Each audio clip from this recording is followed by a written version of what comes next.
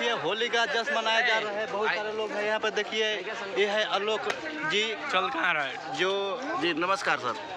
Master भी है ये। जी जी इनके स्टूडेंट जी हैप्पी होली खेल रहे हैं। 70-80% भी लाए हैं जी बहुत धन्यवाद है। और ये हमारे हैं गांव के मामा और ये मामा जी डॉक्टर साहब पीछे है। ये है डॉक्टर साहब से डरने का नहीं कुछ अगर दिक्कत है तो कहने का। हाँ बिल्कुल बिल्कुल समस्या का समाधान है। होली में समस्या का समाधान है बिल्कुल है क्योंकि होली है।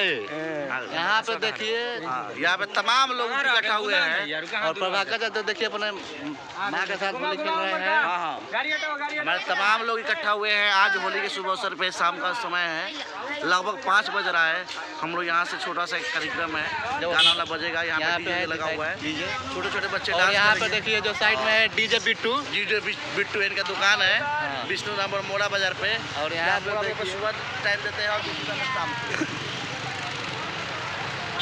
और ये देखिए चाचा जी हैं जो कलकत्ता चल कर आए हैं होली खेलने।